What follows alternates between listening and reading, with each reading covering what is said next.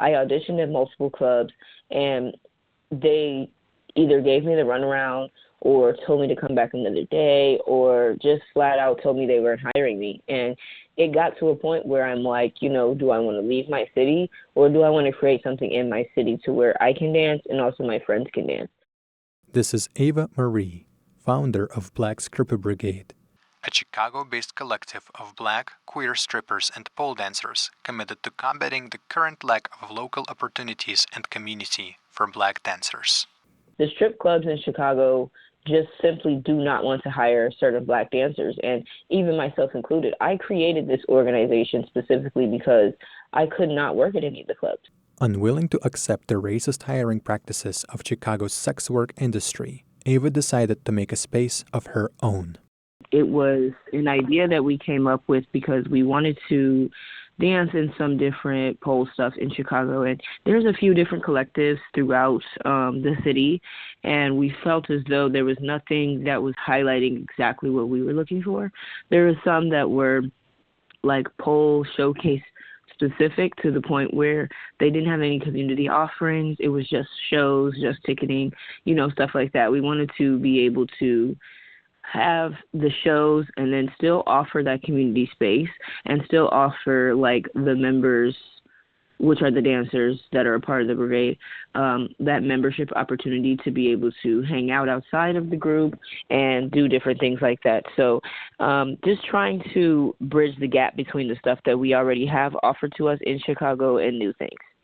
The industry treated Ava as disposable, but the city's communities saw something precious in Black Skrippa Brigade. Every time I went, I've wanted to go to more. It's just, I think they make it like a really safe space, but also like everyone is welcome to the party, to the celebration, and everyone is here to celebrate, no matter what it is. This is Ayana, a regular attendee of Black Skrippa Brigade's pole shows. Black Skrippa Brigade it has a lot of representation and like a lot of quiet things that are very important for us to see in the community. I mean, it's in the name, like having all Black strippers perform at these events and having that kind of representation is like incredibly important. But not only just seeing Black women on pole, like being surrounded by queer people and, the LGBTQ community, that's really important. And I think it does a lot for the community in general, just by existing.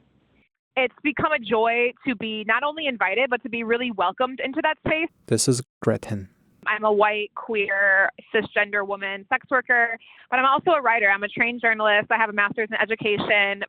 I wrote a story about BSB specifically, and I also interviewed someone from SWOP. I reported on that for 6 months, and due to that reporting, I've made 2 great friends out of that, which is Ava from BSB and Queen from SWOP. You can find Gretchen's story on Chicago Reader, titled Sex Workers Live Here.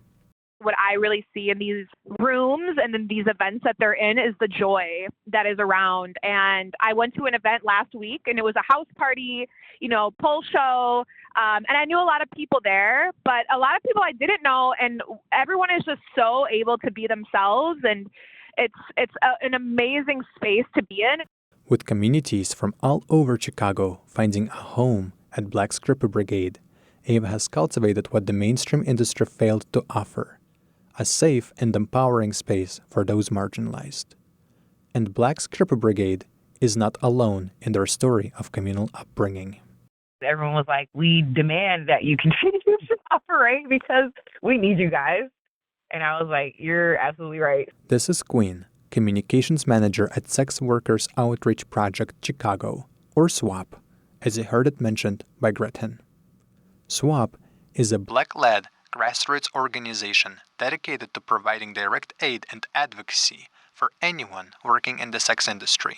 So it's been all hands on deck ever since, and it just makes me feel very, very full. I have a great team. I have a great, board of directors now, So I feel like we really support each other. I feel like we have a really, really nice network of community members.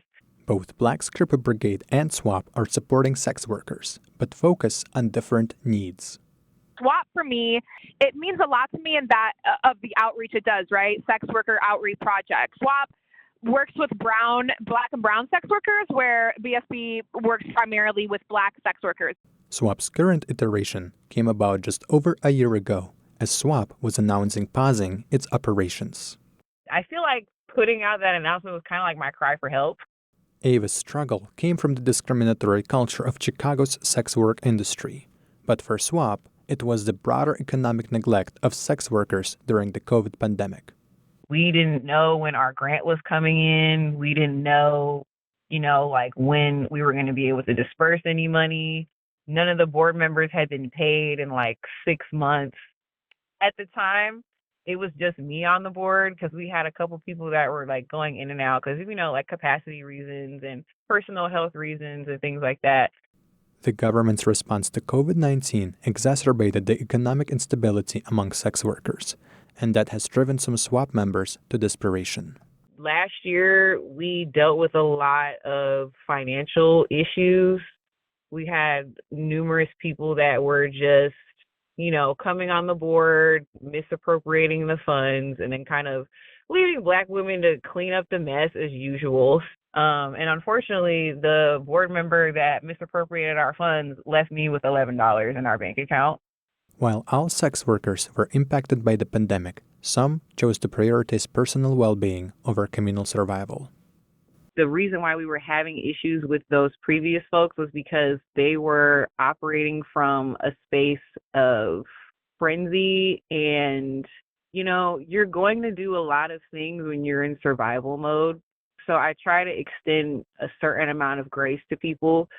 However, in the same breath, it's just like you're stealing money from marginalized people because of whatever personal reason you felt you needed to use this money for, right? And I just don't think that, that it's fair to not just the board members, but to the community because, it's just really disheartening when you see folks that genuinely need mutual aid and they aren't able to get it because there was someone that misappropriated the funds or someone that, didn't follow through with their promise.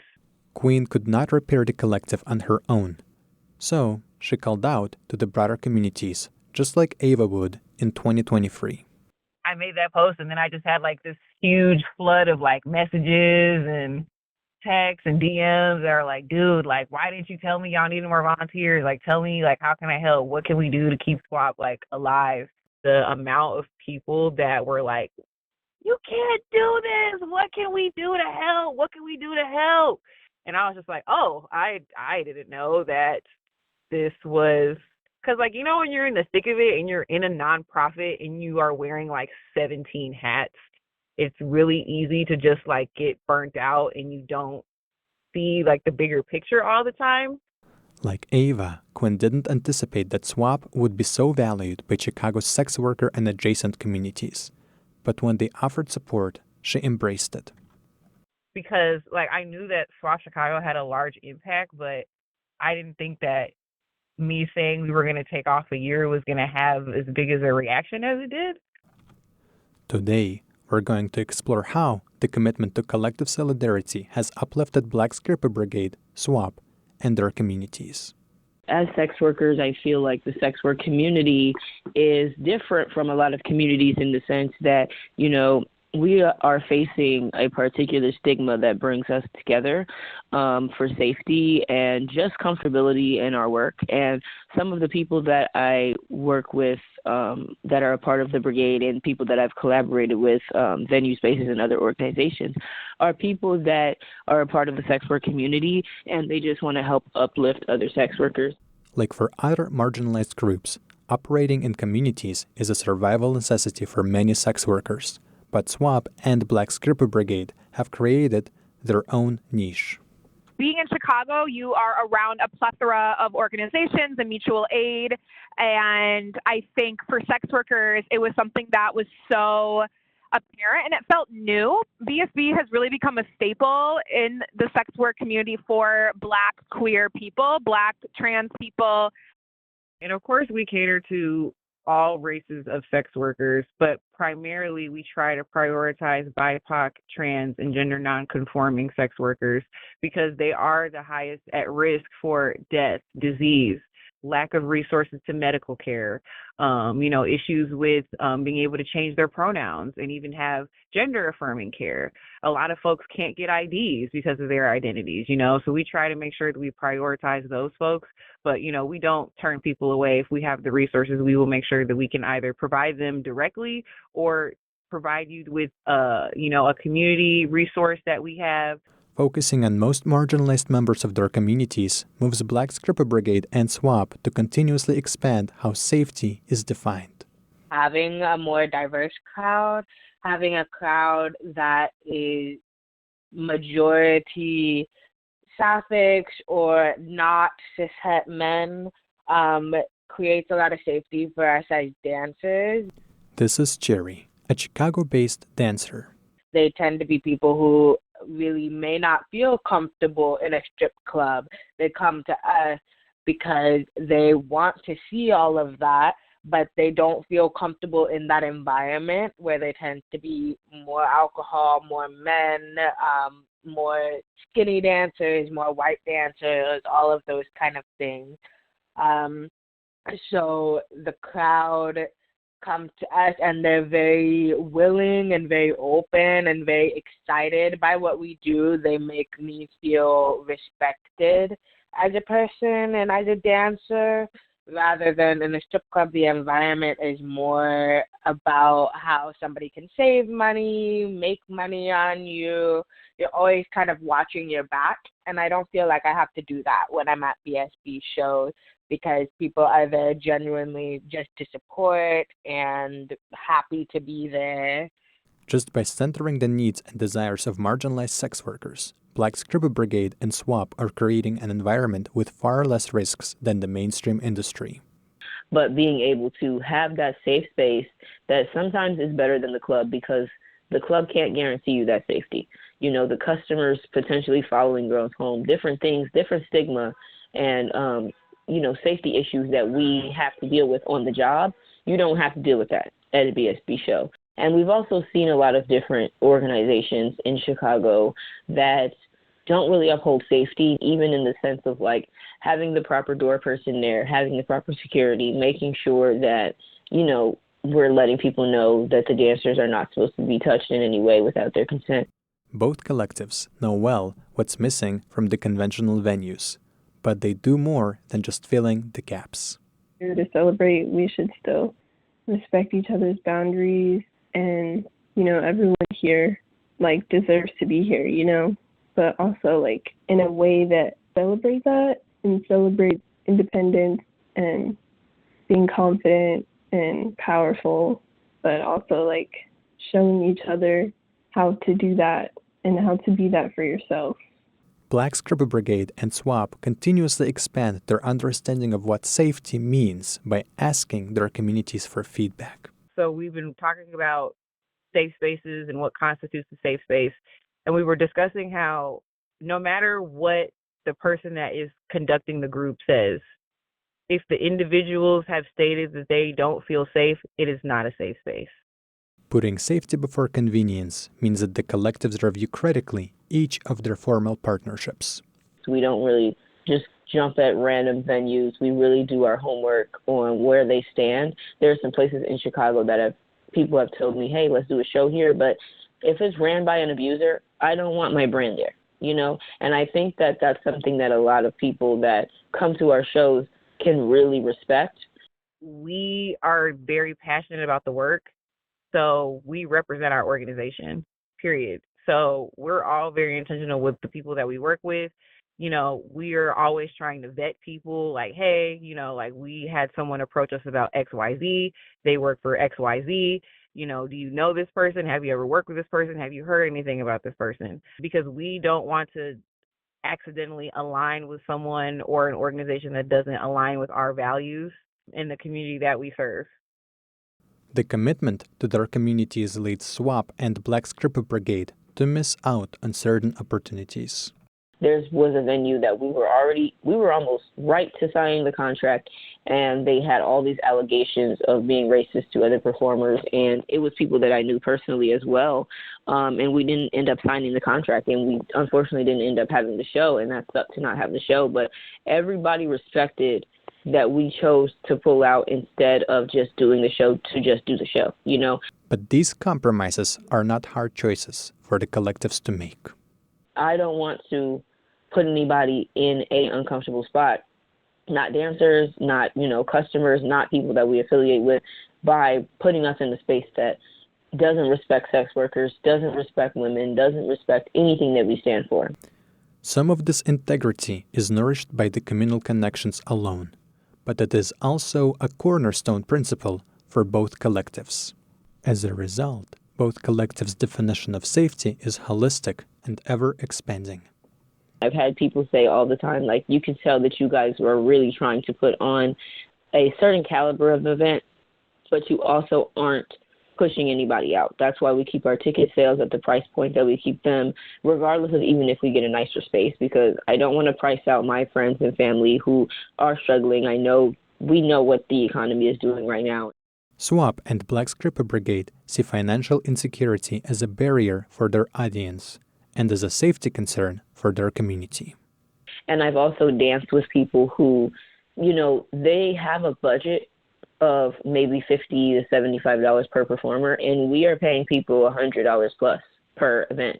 And I really just wanted to make sure that if I'm asking sex workers to come to an event on a Saturday night when they could be at the strip club making money, the money that we are, providing them should be able to sustain, if not compete with, whatever they would have made at the club. So I think that they started to really, the members of the brigade, especially the ones that are sex workers, because there are some that are not sex workers, the ones that are sex workers definitely were able to see that, wow, this is a space where I can come in and get my bill paid. This is a space where, I'm not just dancing at a random house party and leaving with $100 and going home upset. The collective's safety precautions expand beyond the event spaces themselves, and not just financially. Anytime that I book a venue, I try to make sure that it's ADA accessible. Anytime. That's one of the first things that I look at. Because, again, inclusivity is very important. There are sex workers that are disabled. We want to make sure, and there are friends and family that are disabled. There are their customers that are disabled. There are patrons that are just walking in the bar like, oh, what's going on? They could be disabled. You know what I mean? So we want to make sure that anybody and everybody is able to enjoy whatever we have going on. With a holistic approach to safety, Black Skrippa Brigade and SWOP can't always meet all of their community's needs by themselves. But instead of accepting their limitations, the collectives call in for allies. We are especially thrilled to be working with Black Skrippa Brigade because of the fact that this is a community that is at higher risk of COVID, and our core mission is to reduce the chances that people in our community get COVID while they're at work, while they're performing, while they're in community with other people. This is Emily from Clean Air Club, a collective that provides free air purifiers to Chicago artists, touring musicians, and organizers. Air purifiers help reduce the chances that you will get infected with COVID when you're in a shared space with other people. And COVID, as we know, disproportionately impacts Black, queer, and trans communities. So these communities have higher death rates, higher disability rates due to COVID infection. Black Skrippa Brigade and SWOP haven't always been conscious about COVID, but their commitment to fostering an intersectional understanding of safety has led them to requiring masks at their events. Both of our organizations try as best as we can to operate on the idea of prioritizing the needs of the most marginalized in our community. And what Black Skrippa Brigade and we identified was that the needs of disabled people, especially, and people with long COVID in our community, helped make the entire space safer for everybody.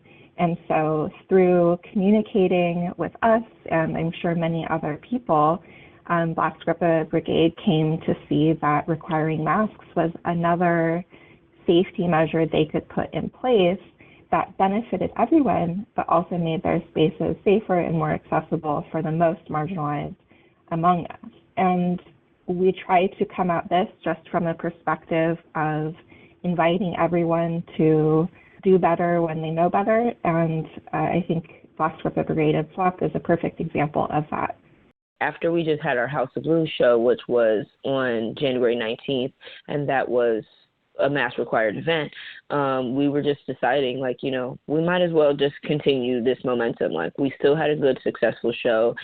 House of Blues is a music venue in downtown Chicago with a capacity of up to 1,800 visitors, and it has hosted major bands like Maroon 5 and Pitbull.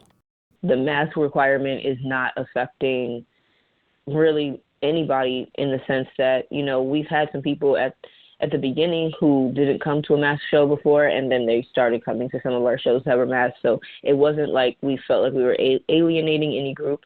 But what we really wanted to make sure is that we don't have any events where dancers, especially, you know, sex workers, are vulnerable community who need to be able to work when they need to be able to work.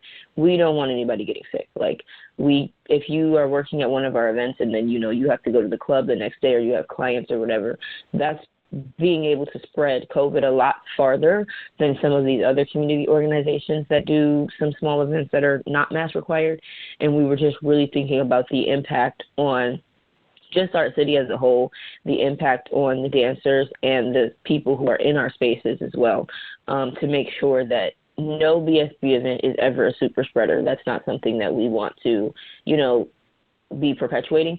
From thorough consent to COVID precautions, the safety culture of SWOP and Black Skrippa Brigade is guided by the most marginalized members of their communities. So many people try to do pole shows, and there's no shade to them at all because we're all in the community, and I like everybody that's furthering, you know, the pole dancing mission in Chicago, but specifically us doing it for Black people in a city where Black culture is talked about very regularly, but it's not appreciated on a larger scale.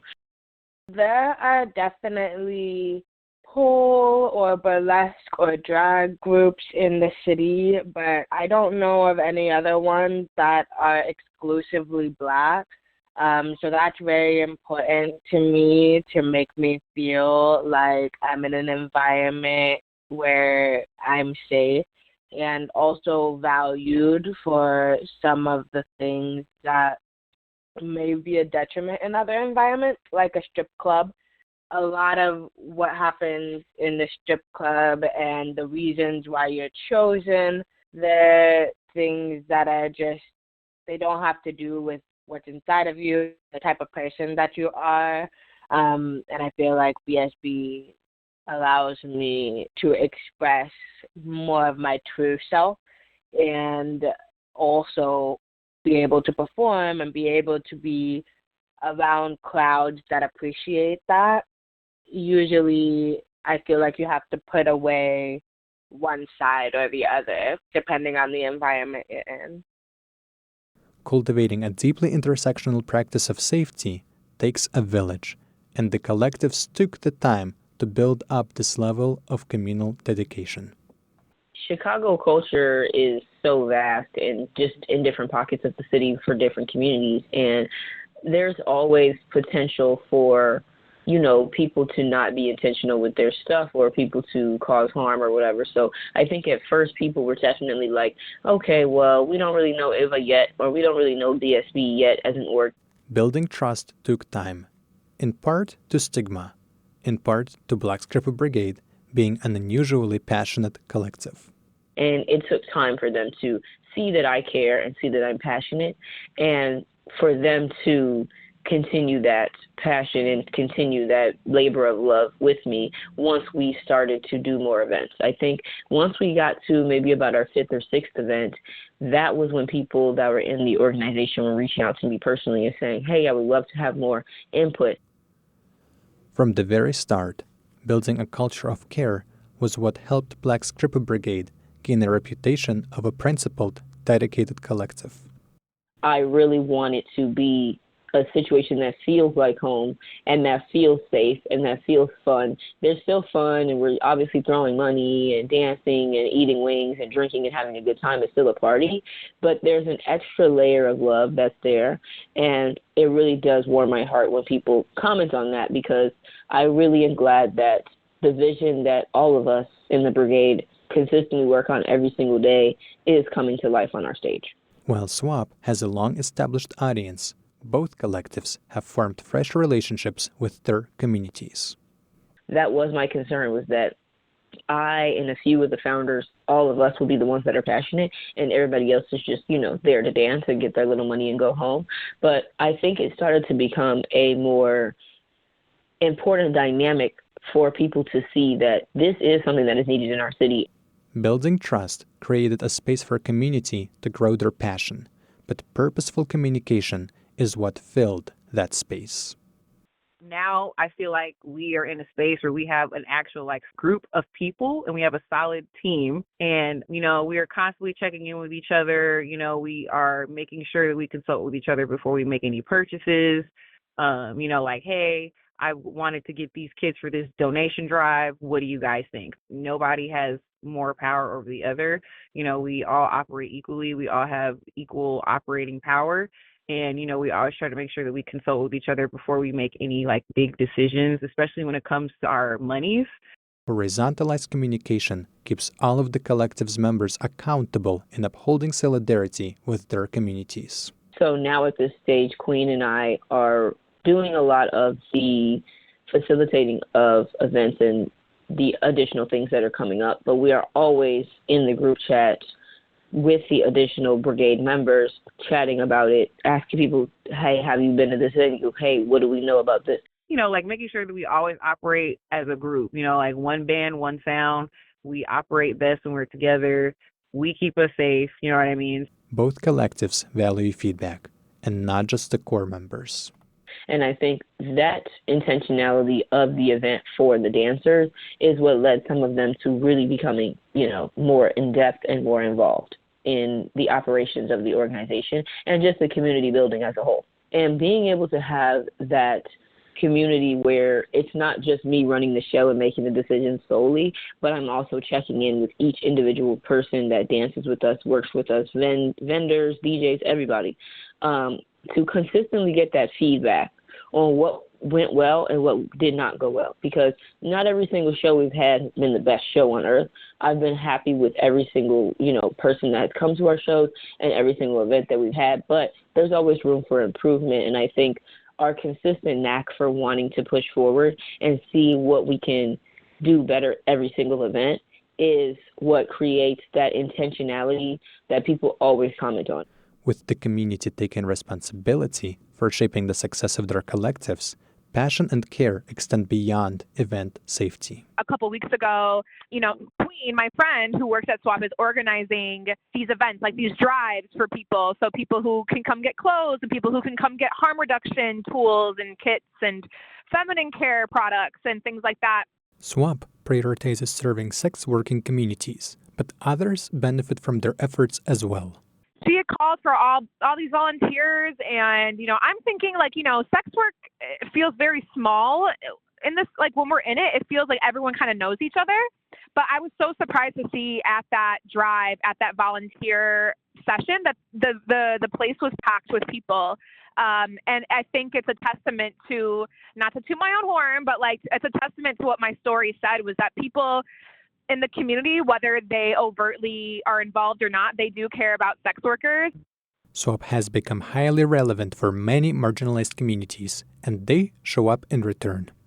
We did kit packing this past Sunday because we have so many folks that have been wanting to donate clothes and shoes and electronics and, nice lingerie and things like that. And we don't have the storage space for any of it anymore. So I decided that we should just, have a drive so everybody can just shop and we can, give all these things away to the community. This is Queen recounting the same event.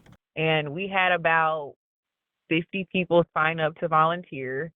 And I want to say about 35 to 40 folks like showed up and was coming in and out. Like we were packing hygiene kits with, like hygiene and beauty supplies. We were building clothing racks so people can hang up some donations. It was really nice. And it's just really nice being able to see, like how much people actually care about sex workers in this city and how people want to just show up for us so we can continue to provide resources and, be able to expand our resources and expand our network. Consistently proving their dedication to solidarity, SWOP and Black Skrippa Brigade are met with ever-growing reciprocation. There's people in the group that sometimes they do not even want to get paid. I still pay them at the end of the day because I want them to have, money for their labor, but they ask to volunteer. They ask to, hey, use my car to go pick up these chairs for the event. Use my car to go get this. And that definitely shocked me as it started to continue because I'm like, wow, you guys really do care about this. As community shows up more and more for the collectives, SWOP and Black Skrippa Brigade expand the reach of their efforts. Because we do have some partnerships with other clinics. So we have a partnership with Beyond Legal Aid. We have a partnership with them where they're able to take on so many cases from our network of folks that apply for legal assistance. We're in the process of restructuring our housing assistance program. At one point we had a tenant and we were we partnered with this other housing organization initiative. And essentially we put our funds together and we were able to pay this young lady's rent. So it was kind of like subsidized housing. From my understanding, we were able to determine how much she was able to afford, and then we paid the difference for the rest of her lease. As the network keeps growing, Black Skrippa Brigade and SWOP are able to reach communities that would otherwise be too distant. We're also able to do outreach at a church in Chatham. Every first Sunday, we do outreach, and people could come to the church, and they can get harm reduction, they can get their reproductive supplies, and having a relationship with an organization like Pride in the Pews is phenomenal. You have queer pastors that are here and that are willing to, accept our community and accept us and, allow us to share our resources with their communities. And that's big. I have never in the history of ever known for a SWOP chapter to be at a church for outreach consistently. I was surprised to see certain people associating themselves with us in a larger scale and sharing our flyers and coming to the show and telling other people to come to the show. And, there's been times where we've posted something about donations and people are sending $100, $1,000. It's been very surprising, but it's been wholesome as well because, starting from a situation where I felt like there was no space for us, people are starting to create that space for us. Black Skrippa Brigade and SWOP have nurtured a unique culture of communal care, but they still exist within the broader environments that rarely uphold the collective's safety standards. There's been plenty of times where we're trying to utilize a venue for an event, and, the venue owner will be all for it until they find out what our organization does. And then they're like, oh, never mind.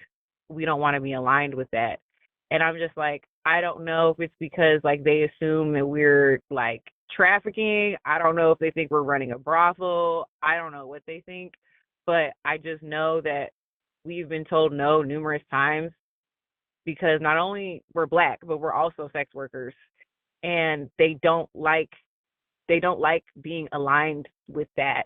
If we were a burlesque troupe, we wouldn't have those problems, but anytime there's a go-go set or someone wants to do a nice pole performance, it's oh, no, that's okay, because burlesque is classy and it's palatable.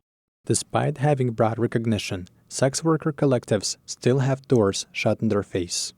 How important it is for people to unlearn whorephobia. Whorephobia gets in the way of a lot of our opportunities because of lack of education and lack of willingness to be educated. I feel like a lot of people that work, square civilian jobs, they don't realize how common sex work is. Whether it just be you're exchanging pictures, you wanted to get your nails done, so you had sex with this guy, that to some degree is sex work. And I feel like a lot of people, because there's so much shame surrounding sex work, that they are willing to denounce anything that is associated with it. And I feel like we just need to allow ourselves to be educated. Chicago's stigmatization of Black sex workers has a long and local history. A lot of this queerness, this Blackness, and this erotic movement comes not only from Chicago, but from the South Side and from, previous red light districts.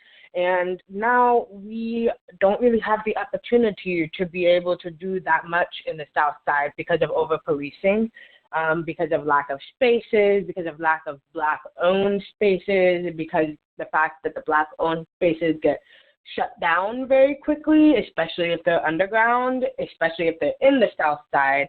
So I would love to see more infrastructure in the South Side. I would love to see more allowing for this kind of thing all over the city, because the segregation does keep out some people who I know would be very interested in the mission, and I know we're very interested in doing it. We've done a couple South Side shows, but there's just not that much space for it, Even with the systemic oppression, Black Skrippa Brigade, SWOP, and many other collectives that could not be included in this episode are reshaping how Chicago treats their sex workers. BSB is a part of a larger whole of groups of people who are all trying to have collectives or party series that highlight more sex workers.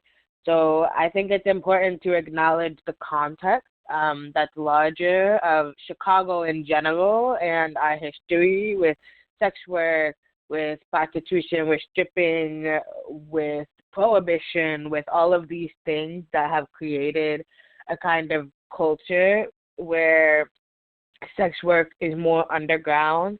And within the past 4 or 5 years that I've lived in Chicago, I've watched it come more alive and more into the mainstream because of BSB and because of other groups whose mission is to kind of bring that to more open crowds. Chicago is it's a very dance music heavy town. It's a very dance heavy town.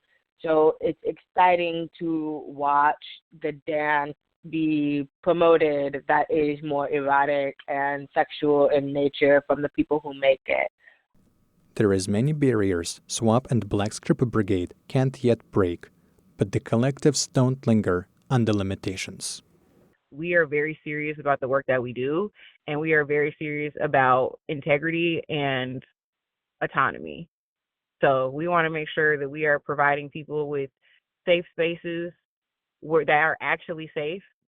I think that my level of integrity is really the only reason why this business thrives at the level that it does, because I really don't want to be put into a situation where anybody can say that I'm not thinking about our safety and our brand, first. What I love about SWOP and BSB is that they're both unapologetically themselves, and the people who just get it, get it. Building a brand image rooted in radical authenticity, the collectives are reaching new professional heights. And I really feel like continuing to provide educational resources to folks and hosting these events and being able to show these venues that hey, we are business people. We are actually here trying to provide housing and resources and all of the things that people need to have a successful and fulfilling life. You know what I mean? Just because someone is a sugar baby doesn't mean that they shouldn't get health insurance. I do think that the tide is changing, actually. When we first started, we were just a little bit anxious about how we were going to be received, and also, obviously ticket sales. Are people going to come to the show? Are people going to be caring about the show? And, the first few that we did were sold out. The first few were consistently sold out. It was to the point where people were like, if the link is going to drop, please text me personally because I want to make sure I get tickets. We just had a phenomenal event at the House of Blues, and we almost sold it out. We were very close to selling out an event, and that is huge. It's huge because we're Black, we're marginalized people, we're BIPOC people, we're queer, They let us have a poll in the House of Blues. That is huge. And not only that, it was just amazing to see how many people were coming, and the hawk was out on that Sunday. It was freezing. It was the day that it was below freezing. It was right before Martin Luther King Jr. Day. It was below freezing outside, and we had almost a packed house. And these are folks that I have like never ever seen before any of our events. And I feel like as we start to navigate these bigger spaces, I don't think last year we would have been able to get into House of Blues. Like, that was a milestone to be able to have Black sex workers on a big stage like that, because House of Blues is not really like just your average venue. They're really only putting in there people that have some sort of Instagram clout, or people that are established celebrities, musicians, stuff like that. So it's really been beautiful to see us getting into these spaces that are normally not reserved for pole dancers or sex workers in any capacity, especially not a group of Black ones. Those professional achievements come from maintaining focus on the community. And, a friend of mine who still does work at House of Blues, is how we were even able to start to get into their space and do some shows there. And we're even planning to do a future one again. So being able to build community with people, and some of these people reach out to us. They're like, hey, I really love what you're doing, and I really want to uplift you, and I really want to put you guys on, my story or my podcast, or here, come to my venue. And it's been really shocking to see that. For Black Skrippa Brigade, SWOP, and many allied collectives, nothing is more important than remaining in solidarity with each other. Everything each of us does when it comes to the safety of all of us in these entertainment spaces, which are also spaces for workers, is a part of this larger network of solidarity and safety during an ongoing pandemic. So the interests of Black Skrippa Brigade are also the interests of Clean Air Club, even though that may not be apparent on the surface. Because in reality, the same forces that marginalize Black queer sex workers are the ones that treat disabled people as acceptable sacrifices during a pandemic. And this is white supremacy, this is capitalism, this is heteropatriarchy. So we're in the same fight, we're being crushed by the same forces, and we have to support each other. We have to be in solidarity with one another. So each of these organizations, both Black Skrippa Brigade, SWOP, and Clean Air Club, are nodes in a larger network of community members getting together to create safe spaces in the midst of a lot of political instability and oppression. With resilient support networks, Black Skrippa Brigade and SWOP are confident that they can sustain themselves and their communities. BSB and SWOP, they're focused on sustainability.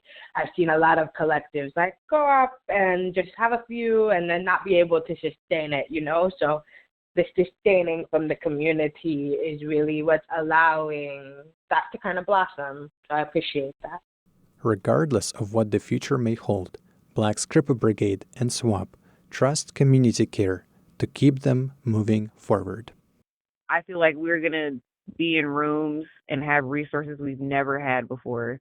Like 2024 really showed me that we are doing the work that we're supposed to be doing, and that we are impacting the community that we're supposed to be impacting in the way that we are aiming to do. And 2024 really just showed me that as long as we keep doing this work, we're going to be okay.